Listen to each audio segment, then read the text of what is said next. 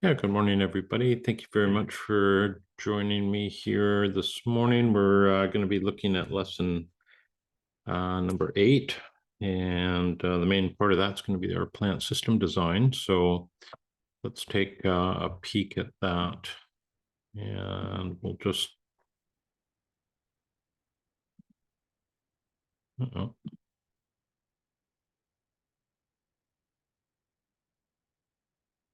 There we go.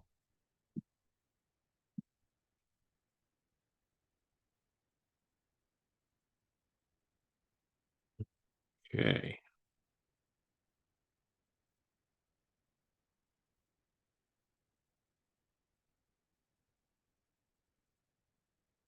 All righty.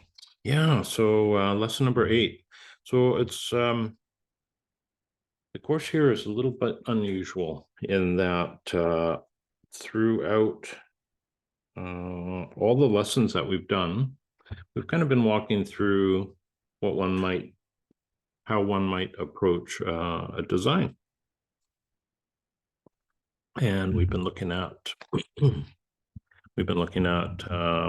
site analysis and water. And now we're getting into basically the biggest part of the assignment here, as I'm sure you all know, is the plant system design. And just to let you know, if you were doing a design for somebody, this would probably be the last thing that you did. And it's something that's been discussed with the other instructors and the administrator of the course is maybe trying to shift this up over time. But I find it tricky to be looking at plant design before we've got our concept together. So that is kind of where I'm going with this. Is normally you would have your concept finished up, and then that would define your planting areas, and then you'd go about doing that. And I can show you a few examples today of what we do, and I'm not suggesting that's how you should do it. I am suggesting that at least the progression that we go through the design phase is a little more representational than the way this is set up. So with lesson 8, 9, and 10, you'd really be, in my eyes, we'd really be doing it backwards. We'd really get our overall concept, then refine our zone 1, and then our planting plan. So if you're feeling a little, I don't know what the right word is, not caught off guard, but maybe this is a little bit of a surprise or a shock, then not to worry. That's I would say that's natural. We've had landscape architects take the program, and there's been similar comments that this particular lesson would be better placed at the end, and I totally agree. But nonetheless, we're going to do this, and it's not going to be a big deal or anything. Let me just try and get my chat here. Keep my eye on that. There we go. So I have put the Q&A document in the chat if anybody wants to use that, and quite happy just field questions from the chat itself, or if you want to unmute at any time, please feel free to do so. It's not like a formal presentation that you're interrupting, so I have no problem with that at all. Okay, Marvin got a good question here. So Marvin's asking, will we be using this as part of our final design? That's right. That ends up being a part of it.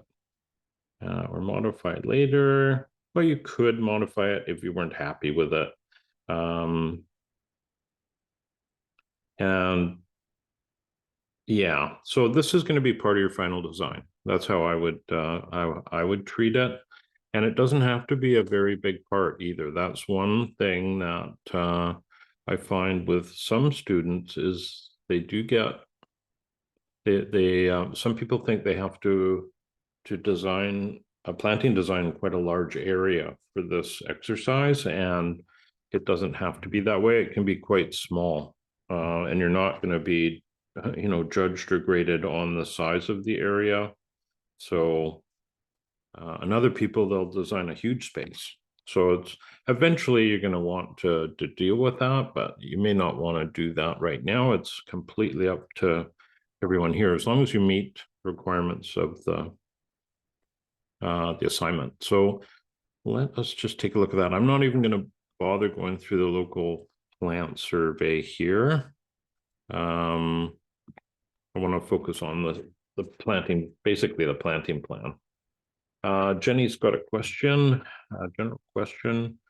If we want to revise and resubmit any of our work, how should we go about doing this?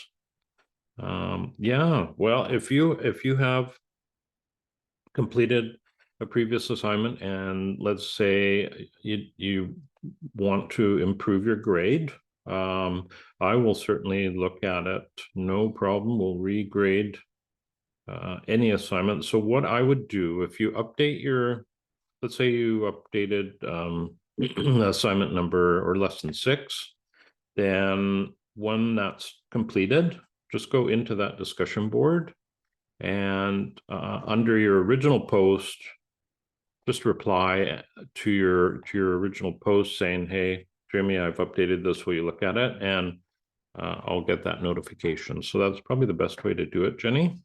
So the only thing is you probably will not get feedback on your revised work, but certainly no problem revisiting it and grading that. So yeah, good question. Let's see here. Let's see. Okay. Well, let's just go through what's being asked for. And then I'll give you my 2 cents worth and I'll show you a few examples here. And I put on a course earlier in the year, I guess it was in March, with Javin Bernakovich and on his platform here.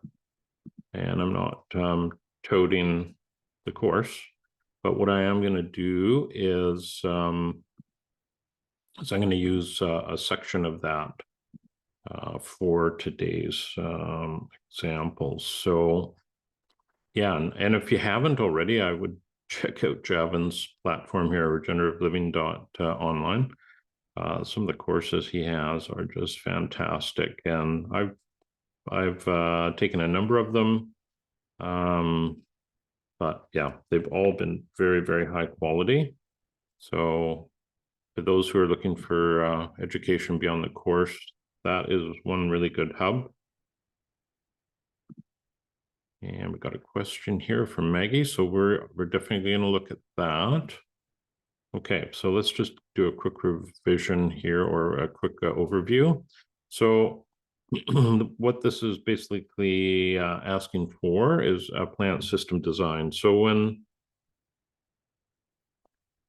when they're that whole word plant system is somewhat like it comes across, it's going to be the various layers of a typical planting, where you have a canopy layer, you have a tree layer, you may have 2 canopy layers, you may have tall and larger, or tall and smaller. But basically you have a canopy, a tree layer, a shrub layer, a herbaceous layer, you might have a ground cover layer, you might have a climber layer, but you're having all those various types of plants within a planting system. Now, way back when we started designing and building landscapes, we just naturally did this. And it was well before I was introduced into permaculture. I think it was way back in 1996 is when we got going here on Vancouver Island. But this is just the way I inherently planted, because I knew that for a tree to do really well, it's generally supported with underplantings. So there's all sorts of things going on underground with root systems and nutrient distribution that, we don't know much about, but we do know that generally speaking, these different layers work very well together, and they somewhat need each other, right? So hence the word plant system. So what we want to do here is it'll be multi-species, but I would also say it'd be more multi-plant type. And it could be anything. So the idea is to form this around some central area, and here they're calling it a guild. I don't often use that word, but it could be, again, it's just a way of describing it. Plants that do well together. And we want to put that around a central feature. And most of the time, that would be one of the larger plants in the group. So that could be a fruit tree, it could be an ornamental tree, it could be maybe a native tree, it could be anything. So you may end up just designing a small planting area, maybe a hedgerow or a windbreak, which could be the same thing. It might be a really intensive annual or perennial garden. I would hope it's not an intensive annual garden, because that would be tricky to plan in the way that we're discussing it. So I would say adding annuals is quite easy to any planting, but to have it mainly annuals, you're then getting into most likely annual vegetable production.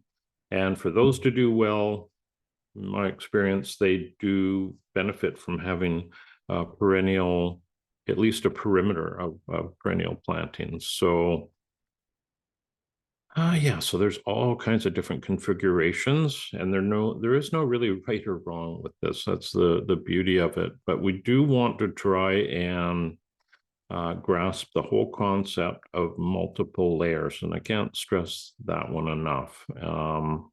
It's not only going to be beneficial for all the plants that you've placed in that area, but it's if you go out and visit, say, a forest or any sort of native area, and I would say even in a dry climate, you're going to see various layers of vegetation. So in an arid climate, you may not have that big canopy layer, but you're going to have lower layers that support underplantings. So it is very, very similar regardless of the climate. And a few things here that we want to consider. So the first here is a goal. Like, what are you trying to do with that? And what are you hoping to achieve? So it may just be a beautiful planting. It may be a privacy screen. It may be for vegetable production or fruit production. There's all kinds of reasons for that. It might be a combination of many.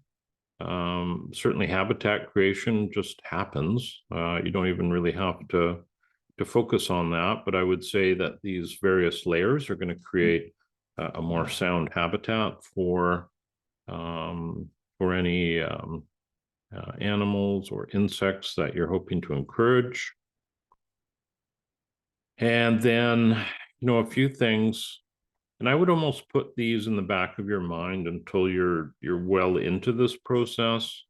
But if you're designing a space, let's say in your zone 1, you know that that's going to have a pretty high level of maintenance applied to it. If it's way out on the outskirts in a zone 3 or 4, that's going to be quite a bit rougher. So just keep that in the back of your mind. And what sometimes I've seen is people doing these outline plantings and not perhaps considering the whole maintenance of that. So what I mean by that is, if we have these groupings of tree, shrub, perennial, climber, ground cover, if they're together, if they're in a fairly close proximity, and they're in the same planting area, that's a lot easier to look after than a single tree, a single shrub, perennials that are off on their own, and maybe they've just got a little circle of turf cut out, but they're all sort of isolated. So that's one thing to consider, is trying to bring things together, not overplanting, but just doing this in such a way where it's going to be way easier to look after once it's all in the ground. You want to choose 2 plants of similar structure. So that could be anything. That could be a fruit tree, that could be an ornamental tree, that could be, maybe you have a couple of Douglas fir in your landscape already, and you want to underplant those, and those are quite easy to work around, versus Western red cedar. That would be a harder thing to do. And preferably, it's something that already exists, but it doesn't have to. So whatever works for you in that regard. And you're not going to be, penalized if you're sort of structuring all the planting. You're placing trees in there intentionally. You don't have existing, because that can happen too, right? You may not have existing plants that you want in the place that you want them, so no problem just creating what you see as ideal. And some of the things to consider here. So again, this is almost something you want to take a look at after the fact. Because if you, in my opinion, if you start to dive into these things to consider before you lay out any of your plantings, it may be, for me, it would be much, much harder. These are almost an after effect to what's been done.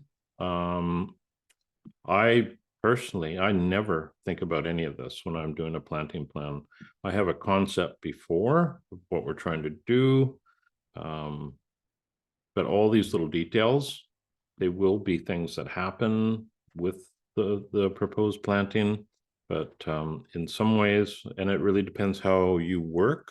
But for me, I don't want to really overthink the process.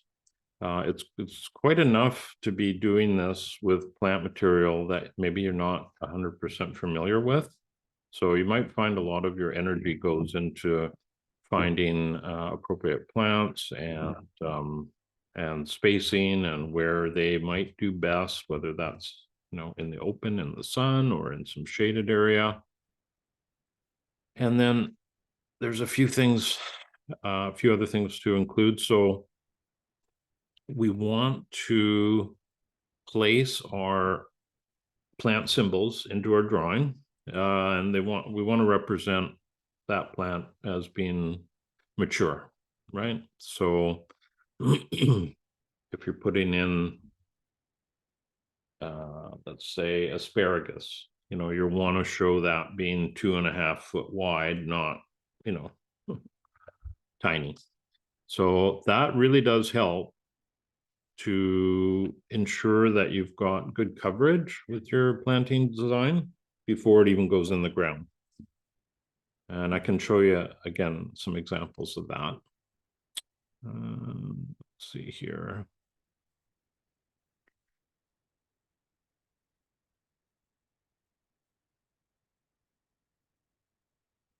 Yeah, so your tree symbols, you want to show that drip line. And then I often will underplant the trees, but we'll get to that. One way you can do it is designing by subtraction. But I'm going to show you my approach, and no doubt everybody will do something slightly different, but it's just good to to get a little bit of a grasp of how other people do this. You can clump individuals or a similar species by management. Now, this is a good thing to keep in the back of your mind for sure. So you wouldn't want to put a xeriscape, a dry heat lover in your planting, and have a shade loving, moisture loving plant beside it, things won't work out too well, right? So if it's a hot, dry area, try and select plants that are all going to work within that. Now you're going to have little microclimates, right? So if you have a tree canopy, you're going to have shade, and you can get away with a bit in that regard for sure. Just generally speaking, we won't put plants together that have similar needs. And that could even be nutrient, right? So, but we won't get too far down that rabbit hole. Water and light are the biggies. And there's all sorts of ways that you can design a planting area. More often than not, we will do curved planting spaces. On occasion, they'll be more linear, but again, it's very, very dependent on the site. And this is a big one too, is this whole layering by height. So we want to make sure that we're covering all of these heights. And just from an aesthetic standpoint, I'll show you a few images of that as we go here. And you might have a little microclimate where you capture, I know where I live, we have a space that in the spring and the fall, it's just this beautiful little heat sink. So if we had things like olives, which we can grow, we can just grow them here, you know, that would be where you'd want to put them. You'd want them in a microclimate to catch the fall warmth. And plants supporting each other and then creating less maintenance. Okay, so that's a little bit about what's being placed on this document. Let's take a look.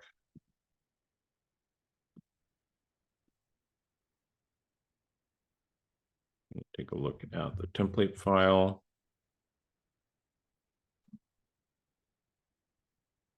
Oh, and again, I'm not going to even go over the local plant survey. I think that's pretty obvious. Unless somebody has a question, happy to chat about it. But I think this is the bigger fish, so to speak. So first thing is we want to see existing conditions.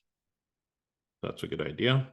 If you were putting this together as part of a design package for somebody, you wouldn't have to do that. You've already done that, right? So at the beginning of your package, you would have a base plan or some mapping showing that. So that wouldn't, but for this assignment, that's what we're going to do. We're going to show existing conditions. And that's really just your base plan, and then your goals and a statement of purpose, and where on your base plan you're focusing your attention. So the area of interest, you want to show that. And this is an example right there. So that's fairly straightforward. We're not getting too deep there. So the next is we want to do our proposed plan. And there we go. So we're going to show the area of interest, and you're going to kind of zoom in on that. And this is an example, and I'll just say here that this is what I was saying earlier. This is larger than it needs to be for this lesson. So you don't have to do something this large if you don't want to. And I know it's all in context with your site. If you're on a large acreage, and you may be doing this kind of thing, but you can see this is a large scale based on the building here. So try not to bite off, you know, too much with this particular lesson. So I'm sure you're going to learn lots as you go through this. So that is your proposed plan. And part of that is, you know, showing your planting symbols. And somehow labeling those, right?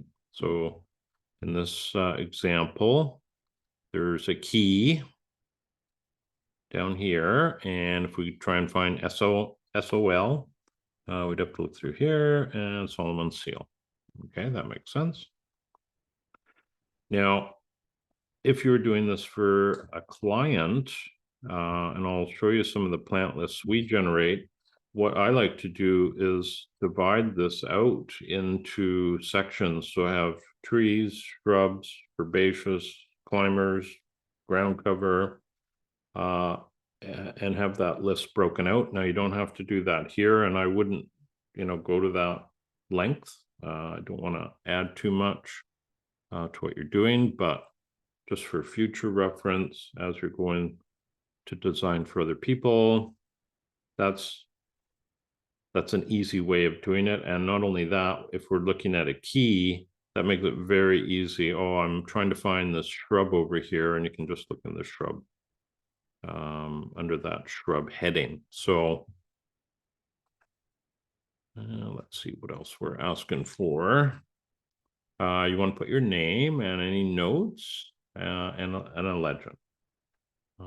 I don't do legends personally, but that's because my software is, allows for that. We do something a little different, and I'll show you what we do. But again, simple is best. So with this, having a legend, it works well. But you'll probably find when you're looking at other students' work, it is very slow to be going back and forth between this. I find it. So this is a nice touch here, where we have some pictures that are referencing some of the plantings. So I like that idea, and I would encourage you to do that. That really does help visualize. Because of course, all this is all about, right? Where we have ideas in our head and we're trying to articulate them to our client. And you'll probably find you're constantly shifting what you do to improve that every time you engage in a design. Now, the next section of this, they're asking for a cross section. And this is a good example of it. Normally I wouldn't do that again, but it's definitely a nice bit of visualization, right? So you can really see how this space is going to look, if just structurally, if nothing else. So that's a nice addition, although I realize it's a little bit of work here for sure. And that's, again, not something that we would typically provide, because the planting plan itself is quite an undertaking.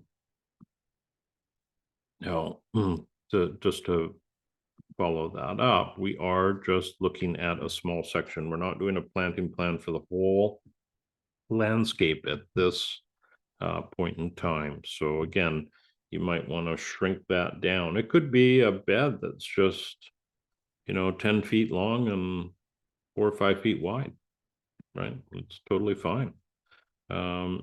This really small beds are going to be harder to accommodate all these layers. So that's one thing I would totally encourage you to do. But there are times when we're dealing with planting areas ourselves that might be only 4 feet wide. And that's kind of the minimum for us. We don't like to go below 4 feet in width, because as it is, that's difficult to provide all these different layers in. So that's one thing. If your bed is larger, you'll find it's actually easier to work on. And the final bit here is our plant species matrix. So we're just going to list the plants, what they're about, a lot of data on them. This is a great idea. It's a little bit of work, but it is a very good idea. We typically will just produce a planting list. And we don't go into this kind of detail, although we could. It's just, we just don't. So everybody's going to have a slightly different approach to things. So yeah, it'll look like that. And this is a great way of learning about plants, as well as giving your clients a really good idea of what you're planning here. So they have enough information. They know on this sheet what this will look like, what its needs are, and yeah, some good info there. Okay, and then we have a little bit of discussion here about how the plants relate to each other, and have all these elements, the maintenance, the irrigation. So these are all things to consider. And I would say when we get to the bottom of the irrigation, if you have been able to design your landscape where after it's established, after a couple of years, it's able to exist with just passive rainwater, like a rain garden, let's say. I mean, those are sort of the ultimate in a lot of ways. We certainly, in the landscape industry as a whole, are very, very used to imposing our will in the land. And part of that is putting plants in that aren't, 100% suited for the climate. So you need to add irrigation. And the more you can get away with distancing yourself from that, the better. Now, saying that requires you to be pretty sure about the plants you're using, and that they can take the kind of the sun and the just the whole atmosphere, the microclimate that you're placing it within. So I hope that makes sense. Then we're just asking to do a SWOT analysis, which is pretty straightforward. So before I go on to any examples here, does anybody have any questions at all about that? Whether it be the size of the area or any of those details?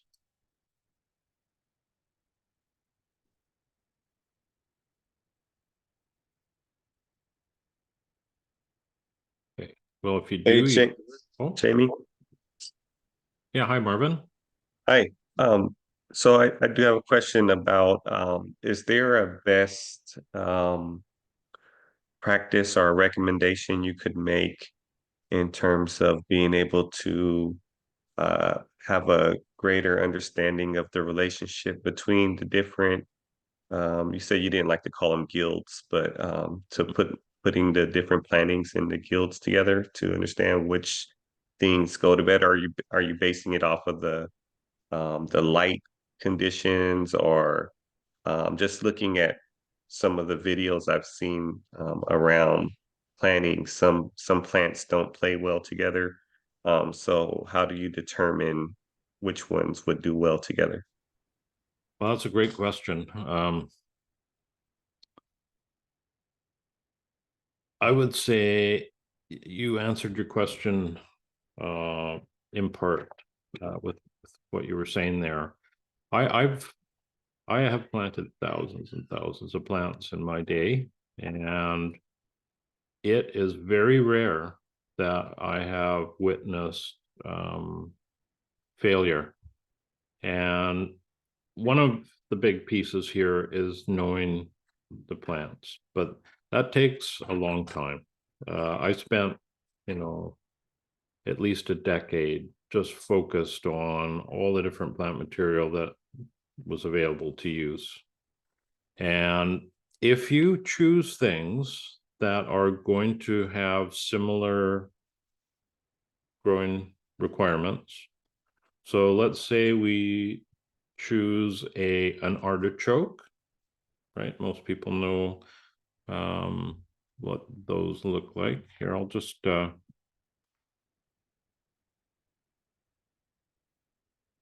we have many here where I live. We love them. Let's just get an image of that. So they are a beautiful plant for multiple reasons. They're deer resistant. They come up very, very early. They were above the ground during the winter. Ours were doing really well. And then we had very, very cold weather that smacked them. But where I'm going with this is when we look at globe artichoke, and this is a good picture actually. I'll just get my tool going here. So we have globe artichoke. So what we're looking at here, this is very leafy. So lots of foliage, but it also has this interesting silver. So silver is all about reflection. And this plant, without even reading about it, if we looked at it in a pot and we saw silver foliage, we know it needs lots of light. So if you put this in the shade, it'll green up, much like you're seeing on the back side of the plant here. This is a little more shaded here. And this obviously gets more light, so it's much more silver. And then right behind it, you can see we've got rosemary. And rosemary has that sort of look as well. It has a bit of a silver tinge to it. Lavender. Let me just do another picture here. Asparagus is another beautiful deer-resistant herbaceous. I don't really want to see the new shoots. I want to see it as an older plant. Beautiful structure. There we go. I mean, that it's a very, in my mind, a beautiful structure, not so much on its own, right? So as soon as you put other items around this, you get the true benefit of this fern-like leaf. But this is also telling you this is a drought resistant approach, less leaf surface. And so this and globe artichoke would be, they would like similar conditions, as long as you're factoring in the height, right? So I would say asparagus is going to be, when they're mature, it'll probably be similar in size or taller. But that's one thing that we can do. We just learn through observation of these plants. And I know I've grown quite a bit of asparagus. I've grown my own from seeds, and it's very easy to do. And they take years and years to really come into their own. But that we could pair up just simply by knowing that this likes a lot of light, and so does this. Irrigation requirements, believe it or not, globe artichoke would probably benefit from a bit more. It's funny that way, because it has so much foliage, there is this this other side to artichoke that needs water ideally to produce really well. So yeah, getting back to your question, Marvin, that getting to know your plants is key to, you know, being successful with combining plants together. So that takes a long time. So the advantage of a guild is it's already unknown. So if you had an apple guild or a walnut guild, which there are, you'd be getting a little bit of a head start. You know that these plants are work well together. Funny enough, artichoke works well with apple. You wouldn't have thought that, but and that's a little trickier, a planting scheme. But yeah, does that make sense, Marvin? Or I mean, it's a Yeah, long trip. Okay, yeah. yeah, that helps. I mean, it just sounds like with time, with many things, you'll gain the expertise. Mhm. I just didn't know if there was like some secret trick or some type of resource that was available to assist with that. I mean, I watched a ton of videos on things, but just understanding that some things compete with each other and don't like to grow together. And I don't know if that applies primarily to annuals versus perennials or not. But just again, it just sounds like experience is going to be the best teacher in this case. It is, and a lot you can tell by looking again. So if we look at artichoke and you see how robust it is, and these are just two examples. And same with asparagus, when it's happy, wow, it really is a tough plant, very, very tough. And where I live, deer resistance is a big deal. So these are edibles we can put into a deer resistant planting, but they're durable. Now, if we look at a plant like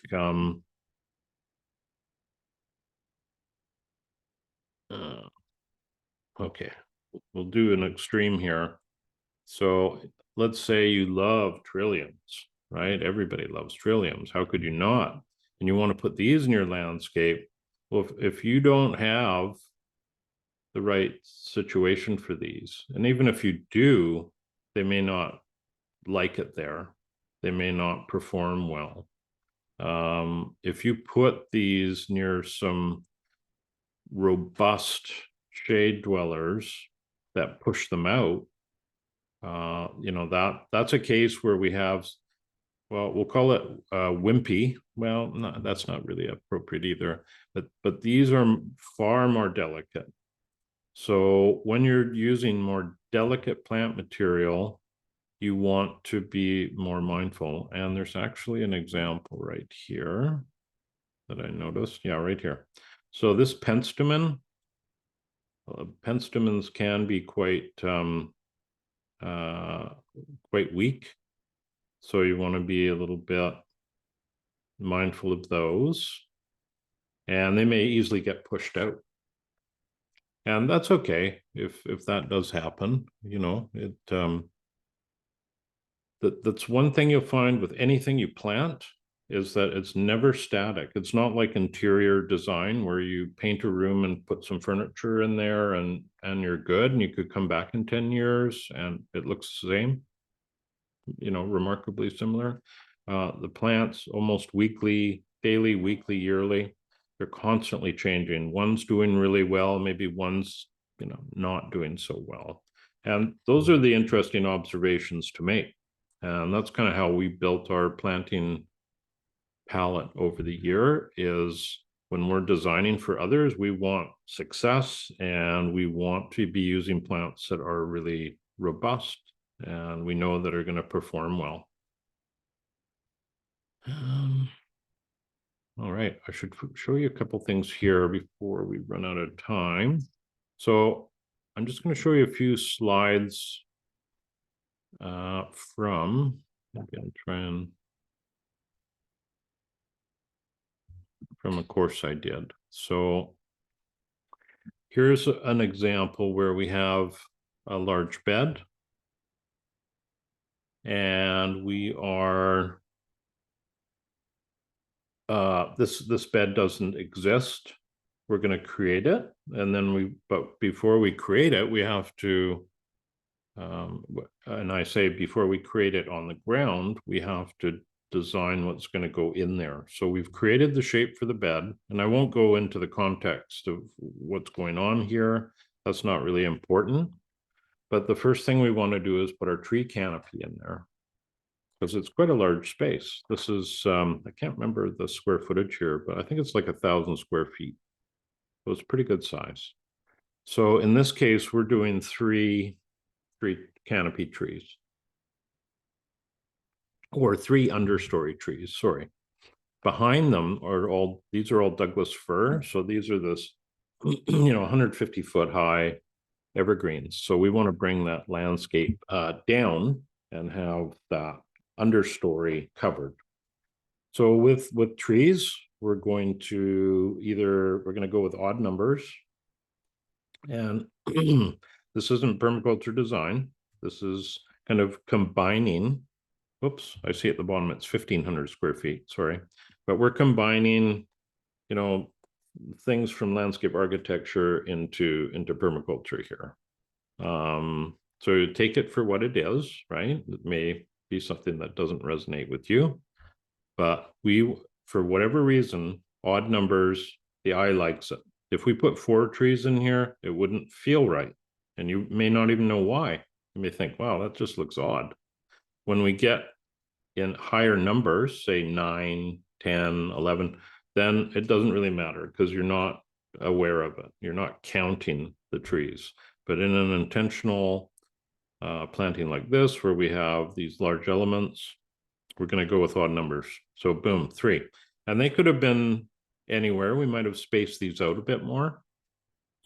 But this is where I start. So if you had your planting area and you didn't have an existing set of trees in your planting area, you're starting from scratch, that's what you want to start with. Place your trees and give them the space they need. So here, these are going to almost meld together, but they'll never need pruning, right? So that's something that we are always very aware of. We don't want to overcrowd woody plants. And I'm just going to kind of blast through this. I don't have time to get too deep into it. The next thing we're looking at is placing large shrubs. Okay, so you'll notice, wow, there's a whole bunch behind the trees and some in front. And here on the right is our shrub element that we're adding. And then on the left, this is our net result. So already in 2 simple steps, we've covered off half of the bed. And again, these shrubs are being shown at their mature size. And then we go, in this case, we're going with larger herbaceous plants, and you can see them here. So we're doing those in groups. So we're grouping some pretty cool plants together rather than having individuals. So there's a time and place for individuals, and this is a great example. The artichoke are an incredible structural plant that you can put on its own, and it'll carry the show. In this case, we're wanting the planting to have unity, but we're also trying to make these groups larger than a single plant, right? So once you've done your trees and then your shrubs, then your tall perennials, then it's the mid-size, right? Same thing here. We've drifted groups and we've also drifted individuals. I know this is probably going to be a little bit confusing, but it's one of those things that you have to do yourself. You have to plan and then plant things and then observe them over time. And it takes a long time because this sort of a planting really doesn't show, the first year after planting, you're going to learn a lot. And then it takes a couple more years to really discover how it's done.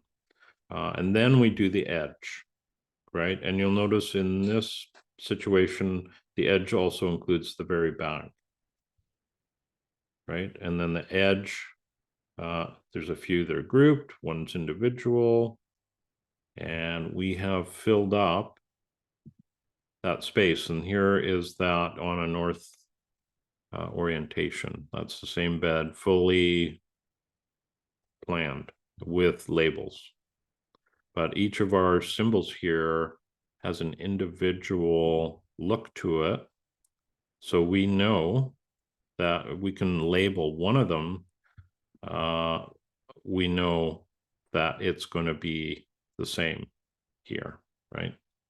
But that's, because of the software. So that is just a real quick snapshot for everybody.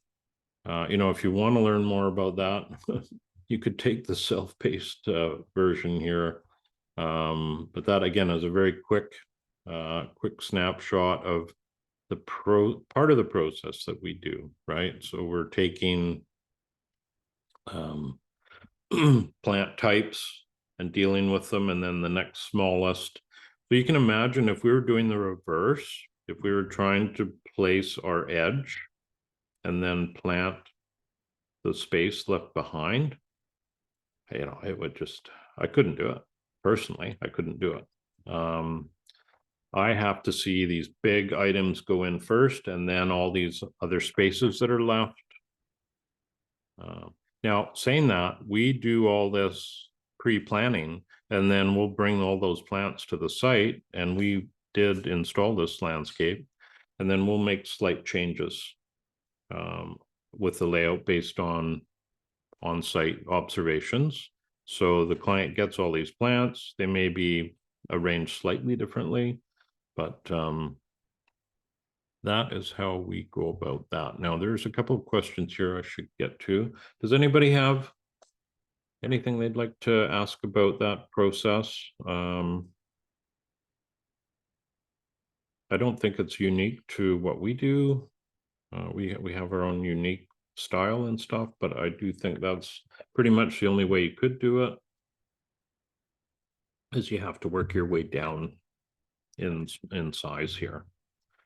So Maggie had a question about two questions. She had these questions on her on her lesson 7 assignment. So I thought it would be really good to just discuss them during the meeting today. And it was about native. She'd like to plant some native deciduous trees. She wants to cool her house. She's got a water main and power lines.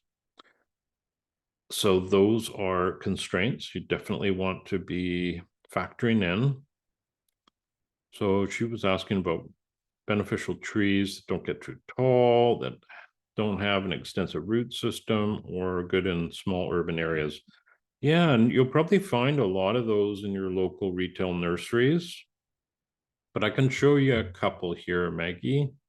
I don't know if Maggie's on the call today, but we will be answering a question on the document here.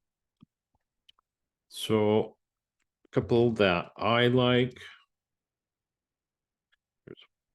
There's a deer resistant plant that we use quite a bit. Now this isn't edible. Oh, hi Maggie. Yeah, you're here. Great. All right. So here's one example. This is an ornamental, very commonly used. It's a beautiful tree. It's a very small. You'll probably, if you started to look, you'd probably find these in a lot of commercial settings because they are quite resilient. They don't get very big. They have a beautiful white flower. It's fragrant. And then they have these seed capsules in the fall. So it's a lovely tree and quite durable and doesn't get too tall. So that's something that we use quite a bit. Paper bark maple is another one that is quite lovely. It has this beautiful fall color. It has this exfoliating bark. It's not an edible, right? So this is the thing, when we start to look at broader groups, let's say you wanted to make sure all those plants in the front garden were edible, that might be hard. Here's an interesting native, Acer circinatum. So that is a vine maple, and that stays, let me see if I can get a good picture here. They stay fairly small. It's definitely a small tree, like the styrax. It's often multi-stemmed. And people that like Japanese maples, this is a good fit because it's way more durable, and it is a native plant to the northwest here. Some people prune them up. You don't have to do that. It all depends on what you're trying to do here. But that is a good small understory tree. And there's going to be many, many others. And I don't have time to list them all. But one thing that you could just even Googling, I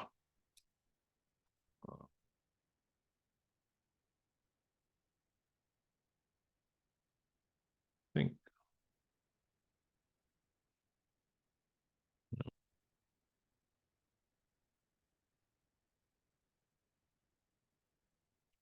I'm trying to remember a website I used to use. This is there's a really good OSU. Hmm.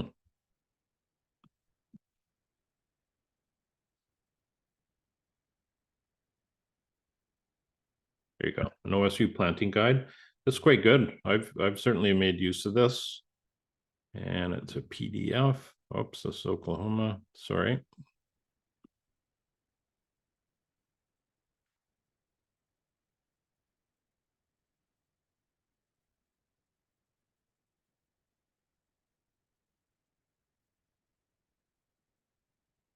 So there is a PDF for this, and it is quite good. I think this is the one I've been using.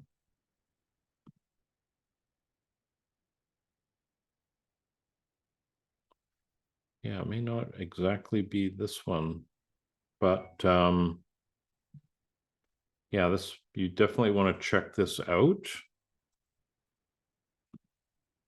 I used to have it bookmarked. I don't seem to now.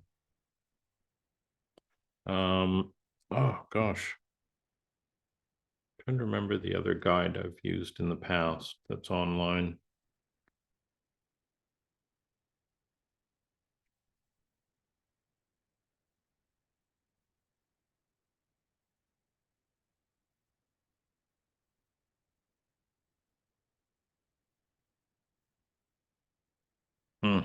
I might have to here, I'll just open another browser I have. Just be 2 seconds, and then we can get to your other question. And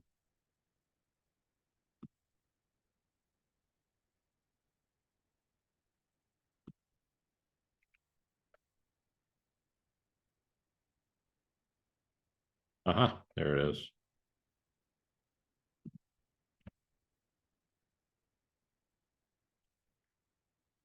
So this is a good, definitely a good plant resource. Great plant picks, and you just go to the, you can do a plant search and fill in all the attributes you're looking for, and they'll give you a list of. Let's try. You can look at scented plants, deer resistant. You know, that's a huge deal where I am. Shade gardens, small gardens. So there you go. So trees for small spaces.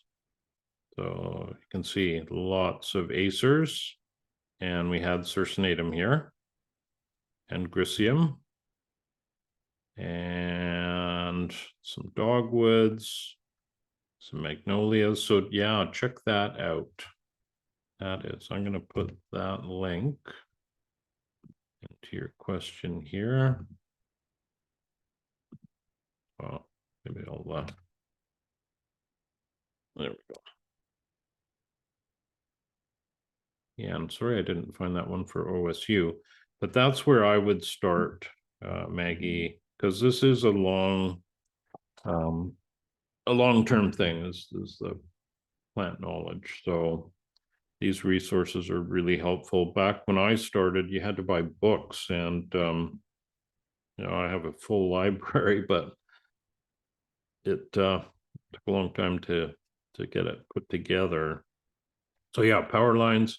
Don't ever plant trees under power lines. There is a great, you probably have one.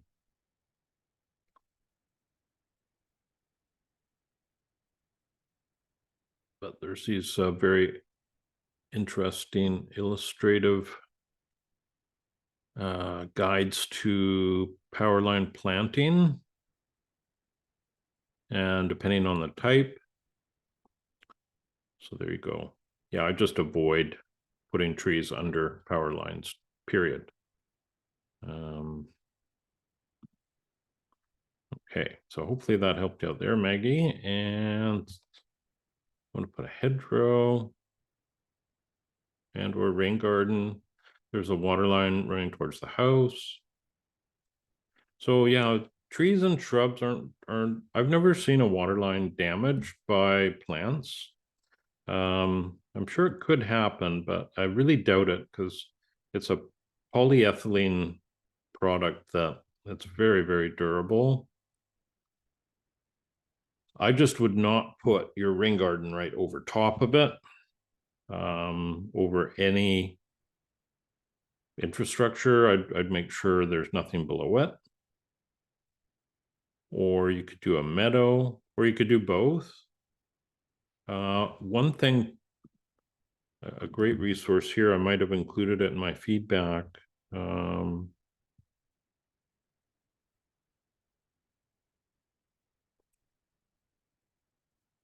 Yes, there's a really good guide here to hedgerow design and construction that Pammy Manette and Jude Hobbs put together. And if we go to the courses here, Jude Hobbs is doing another live. I took her last course on multifunctional hedgerows. Fantastic. I wish I had taken it years ago. Very, very informative, but there are some great guides. This is a really good one. And this shows you the very basic hedgerow concept. So on a big property, you need quite a bit of space to be effective with it. But you just size things up or down based on your setting. But yeah, hedgerows are exciting. But yeah, you have to, I would say, really want to prioritize, what's the most important. Maybe you can do a hedgerow and a rain garden, and maybe the rain garden helps support it. So yeah, so hopefully that helps you out, Maggie. And yeah, it's a long journey knowing more and more about plants, and then propagating them and having them grow happily, and then moving them. There's all sorts of things one can learn about it. So yeah, so just checking in with everybody, make sure we don't have any questions that are unanswered. And if anybody gets into a jam during the week and you just can't go forward, I'm going to put my Calendly link here.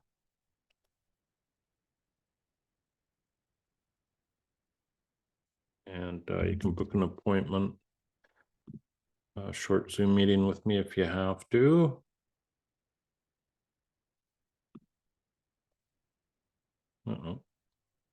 Sorry, just trying to get the link here.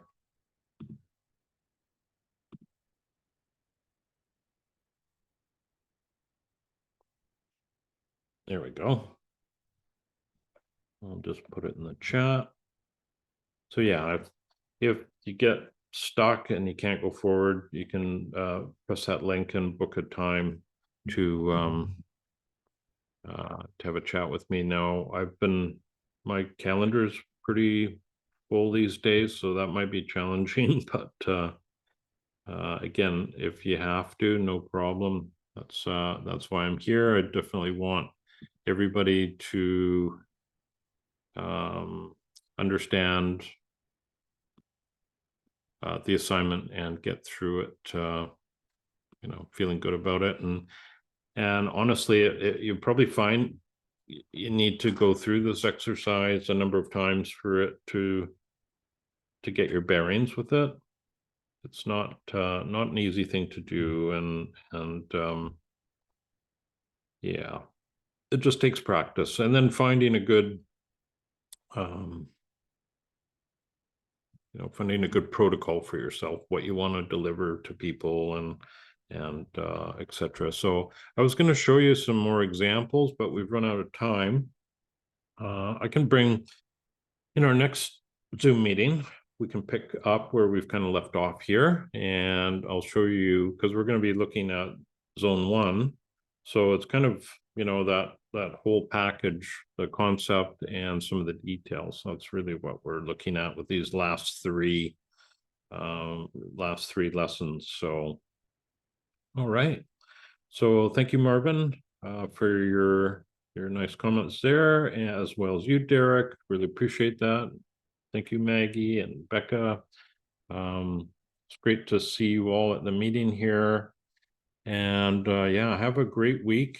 And look forward to senior assignments next week. So yeah, take care.